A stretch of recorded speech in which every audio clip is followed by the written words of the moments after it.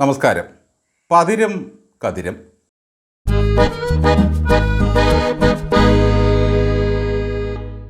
തോറ്റു തുന്നമ്പാടി മുണ്ടും പറഞ്ഞു വരുന്ന അരശമ്മൂട്ടിൽ അപ്പുക്കുട്ടനെ ആർക്കും മറക്കാനാകില്ല. മാതൃസ്നേഹത്തിൻ്റെ മുമ്പിൽ തോൽവിയുമില്ല, ജയവുമില്ല. ഒരു ഗ്ലാസ് പാലാണ് ആ അമ്മ മകന് കലക്കി കൊടുത്തത്. മൊത്തം ഊറ്റിക്കുടിച്ച ശേഷം മോനൊരു കൊഞ്ചലുണ്ട്. കലങ്ങിയില്ല, നല്ലോണം കലക്കി ഒരു ഗ്ലാസ് കൂടി എടുക്കട്ടെ മോനെ എന്ന് അമ്മ പറയുന്നു. ഈ അമ്മയെപ്പോലെ ലാളിക്കാനൊരു സംരക്ഷകനുണ്ടെങ്കിൽ അജിത് കുമാറിനെ പോലെയുള്ള തൊപ്പി വെച്ചവന്മാർ പൂരം കലക്കുക മാത്രമല്ല, ശബരിമലയിലേക്ക് പുലിപ്പുറത്ത് കയറി പോയെന്നുമിരിക്കും. പുലിപ്പുറത്ത് കയറിയാലും തൻ്റെ കാല് നിലത്ത് മുട്ടും എന്നുള്ളത് കൊണ്ട് മാത്രമാണ് അജിത് കുമാർ ആ സാഹസത്തിന് മുതിരാത്തത്. പമ്പയിൽ ചെല്ലുമ്പോൾ ഒരു കൽപ്പുലി അവിടെ ഇരിപ്പുണ്ട്. അതിൻ്റെ മണ്ടയ്ക്ക് കയറിയിട്ട് പോട്ടെ പുലി സന്നിധാനത്തേക്ക് എന്ന് പറഞ്ഞോ എന്തോ. തൃശ്ശൂരിൽ ചെന്ന് ഒപ്പിക്കാത്ത പണിയൊന്നുമില്ല. ആനയ്ക്ക് കൊടുക്കാനുള്ള പട്ട വരെ വിലക്കി കളഞ്ഞു. നീതലക്കാവിൽ അമ്മയുടെ ഘടകപൂരങ്ങളെ തടഞ്ഞു. ജനത്തെ തല്ലി ഓടിച്ചു. എല്ലാം കുളമായി എന്നറിഞ്ഞപ്പോൾ ഫോണും ഓഫ് ചെയ്ത് സുഖമായി കിടന്നുറങ്ങി.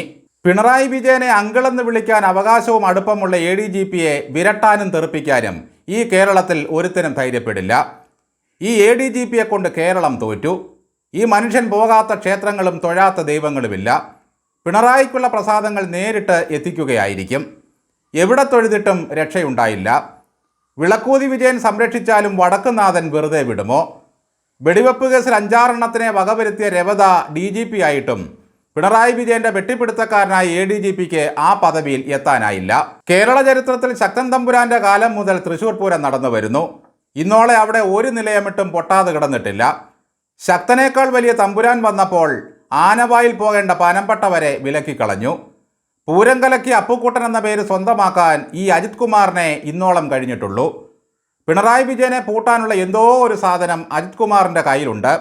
അതുകൊണ്ട് മാത്രമാണ് ഈ മനുഷ്യൻ ഇപ്പോഴും ADGP ആയി ഞെളിഞ്ഞിരിക്കുന്നത്. കൂടെയുള്ള സകലതിനെയും ഒറ്റിക്കൊടുക്കുന്ന ഒരു ഉദ്യോഗസ്ഥനാണ് ഈ അജിത് കുമാർ.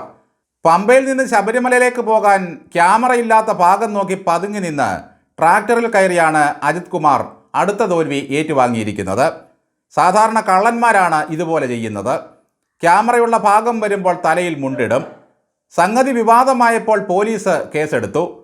ട്രാക്ടർ ഡ്രൈവറായ പോലീസുകാരൻ്റെ പേരിൽ മാത്രം. എന്നാൽ ആ പോലീസുകാരനും പേരില്ല.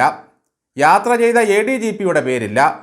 കണ്ടാലറിയാവുന്ന ADGP എന്ന് എഴുതി വെക്കാതിരുന്നത് ഭാഗ്യം. ഡ്രൈവർ ADGPയെ നിർബന്ധിച്ച് വിളിച്ചു കയറ്റിയതുപോലെയാണ് ഇപ്പോൾ തോന്നുക. ഇനി അഥവാ അജിത് കുമാർ ആവശ്യപ്പെട്ടാൽ ട്രാക്ടർ ഓടിക്കാതെ നിയമം മുറുക്കി പിടിച്ചിരുന്നാൽ ആ പോലീസുകാരൻ്റെ ഗതി എന്താകുമായിരുന്നു? പിണറായി വിജയൻ അങ്കിളായിട്ടിരുന്ന് ഭരിക്കുമ്പോൾ എനിക്ക് കല്ലും മുള്ളും ചവിട്ടി മല കയറി അയ്യപ്പനെ കാണാൻ സൗകര്യമില്ലെന്ന് ഒരു ADGP വിചാരിച്ചാൽ കുറ്റം പറയാനാകില്ല. ശബരിമലയിലെ നവഗ്രഹ പ്രതിഷ്ഠ കണ്ട് സായുജ്യമടയാൻ പോലീസിൻ്റെ ട്രാക്ടറിൽ കയറി പുറപ്പെട്ട MR അജിത് കുമാർ ത്യാഗിയായ ഒരു ഭക്തനാണ്. ആ ഭക്തനെ അയ്യപ്പൻ സംരക്ഷിക്കാതിരിക്കില്ല. പറഞ്ഞിരുന്നെങ്കിൽ പിണറായി ഹെലികോപ്റ്റർ വിട്ടുതരുമായിരുന്നില്ലേ? അല്ലെങ്കിൽ ഡോളിയിൽ പോകണമായിരുന്നു. പക്ഷേ അതിന് കാശ് കൊടുത്തില്ലെങ്കിൽ അവന്മാർ പ്രാകും. അതിനായി പോലീസിൽ പല്ലക്ക് ചുമ്മികളെ നിയമിക്കേണ്ടതുണ്ട്. സത്യത്തിൽ പോലീസ് കേസെടുക്കേണ്ടത് പേരറിയാത്ത ട്രാക്ടർ ഡ്രൈവറുടെ പേരിലല്ല, സാക്ഷാൽ അയ്യപ്പൻ്റെ പേരിലായിരുന്നു. ഇത്രയും മലമണ്ടയിൽ പോയിരുന്നത് കൊണ്ടല്ലേ ട്രാക്ടറിൽ കയറി വരേണ്ടി വരുന്നത്? പൂരം കലക്കിയ വിഷയത്തിൽ CPIയുടെ മന്ത്രി K രാജൻ കരയാൻ തുടങ്ങിയിട്ട് എത്ര കാലമായി? വല്ലതും നടന്നോ? മലകയറ്റത്തിൽ മന്ത്രി രാജൻ പ്രതികരിച്ചത് ഇങ്ങനെയാണ്: മലയാളത്തിൽ വകതിരിവ് എന്നൊരു വാക്കുണ്ട്. ട്യൂട്ടോറിയൽ കോളേജിൽ പോയാൽ അത് പഠിക്കണമെന്നില്ല. മന്ത്രി രാജൻ ഇക്കാര്യം അടുത്ത ക്യാബിനറ്റ് കൂടുമ്പോൾ വട്ടമേശയ്ക്ക് മുമ്പിലിരുന്ന് പിണറായി വിജയനോട് പറഞ്ഞു കൊടുക്കണം. വകതിരിവ് ബ്രണ്ണൻ കോളേജിൽ പഠിച്ചാലോ ബർമിംഗ്ഹാമിൽ പഠിച്ചാലോ കിട്ടുന്നതല്ലെന്ന്. എന്തിനാണ് ADGPയെ കുറ്റം പറയുന്നത്? വകതിരിവും ഔചിത്യബോധവുമുള്ള എത്ര മന്ത്രിമാരുണ്ട് നിങ്ങളുടെ കൂട്ടത്തിൽ? മുഖ്യനാണെങ്കിൽ ഈ പറഞ്ഞതൊന്നും കേട്ടറിവ് പോലുമില്ലാത്ത വാക്കുകളാണ്.